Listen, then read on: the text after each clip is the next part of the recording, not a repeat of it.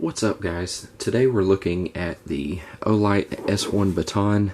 This one here is the polished copper version. Really awesome light, tons of features, and you definitely need to check this one out.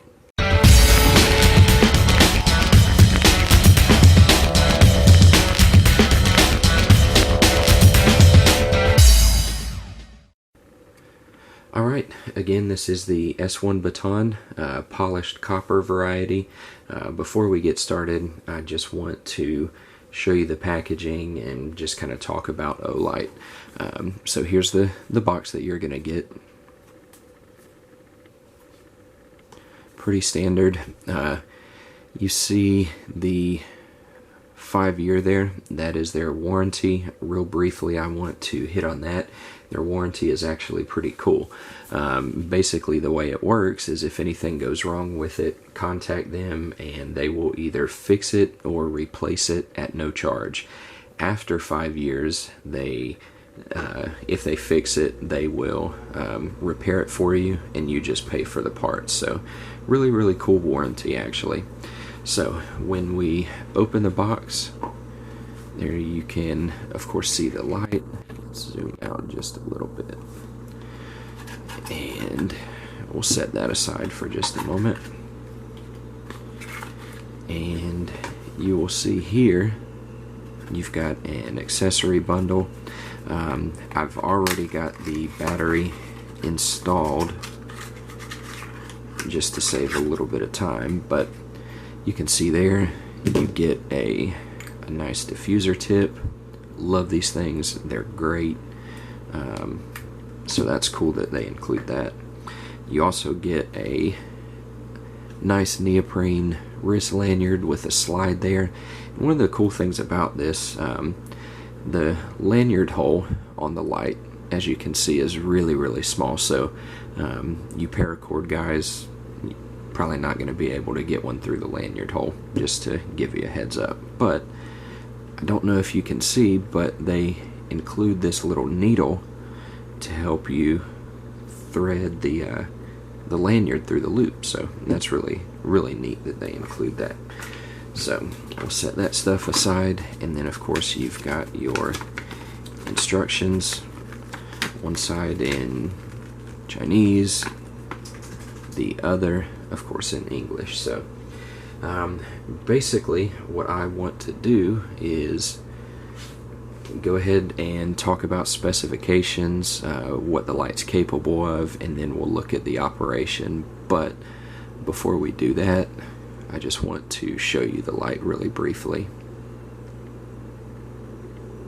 Really good looking light. So again, it is made of copper, of course. Has a maximum lumen output of 500. That's powered by a Cree XML2CW coupled with a CR123 battery. And just to show you real quick, there it is installed. You do have a nice O-ring there, and that's going to allow the light to be waterproof. It is waterproofed to IPX8 standards, and if you're not familiar, that basically means you can submerge it in water down to 2 meters for up to 30 minutes. So the waterproofing on it is actually really good.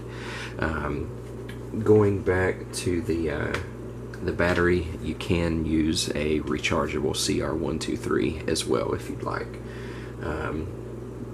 Weight on this, I'll go ahead and weigh it for you guys real quick. Try to get the scale where you can see it. There we go. Now, do keep in mind, I've got the battery in it, so that's going to change it a little bit. But 3.1, lay it on its side, 3.1 ounces. So you can see it is very lightweight, and of course very small and compact, guys. You do get 3 standard modes and 2 what Olight calls hidden modes.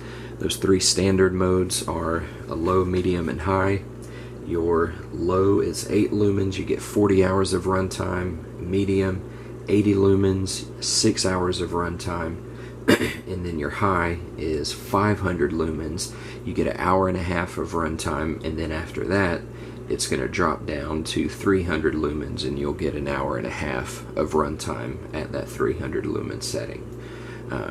Your hidden modes are a moonlight function. Moonlight is half a lumen, and that has 600 hours of runtime, which is insane. So I really like that moonlight setting. It's great for map reading and kind of preserving your night vision, but it's enough to kind of get around the house or see where you're going so you're not tripping over stuff.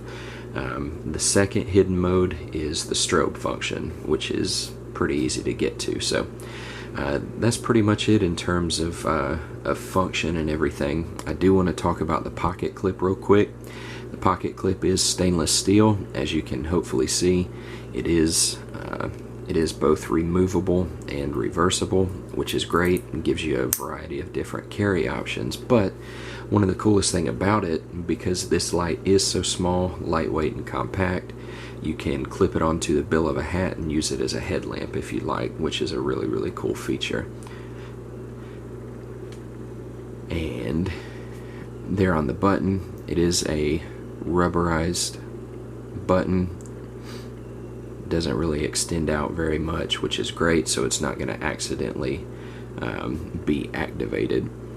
Your reflector is smooth, and it does have what's called a TIR lens, and that's basically going to make this a really wide beam light from what I've found with this type of reflector. Really smooth, not grainy, no vignetting or anything like that. It's a really good reflector. So alright, to activate your moonlight mode, we'll show you that first. You're just going to hold the button down. There you go. As you can see, not very bright. And then to turn it off, click the button.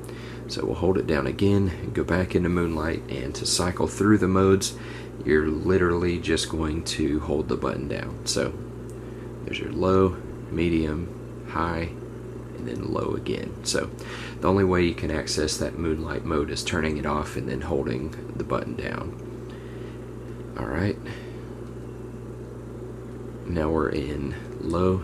Click it once to turn it off, click it again to turn it back on. To access your strobe, you're going to triple press, and you can do that from any mode. So strobe isn't a memorized function, so if you have strobe on and then turn it off and click the light back on, you're going to be at the last high, medium, or low setting that you were on before you turn the strobe function on. So it does have memory, however it doesn't memorize the moonlight or the strobe functions. Another cool feature is you do have an automatic shut off with it, and basically what you're going to do is, with the light on, double click, and you can see that one blink there. That means it's going to turn off after 3 minutes. Do it again, 2 blinks, that means it's going to automatically shut off after 9 minutes, which is actually really, really cool. You do have instant access to your high. So here we are in low, turn it off. You can double click when the light is off, and it's going to instantly go to high. So there you go, you can see that. And then you turn it off and then back on, it's going to be back at that last setting that you were at, which is in this case the low. So you can see there, guys, really easy to operate, very intuitive, not hard at all. It's a beautiful light. I love this this polished copper color with the stainless steel. It's just a really nice looking combination. Overall, super impressed by it. It's a great light. You should definitely check it out.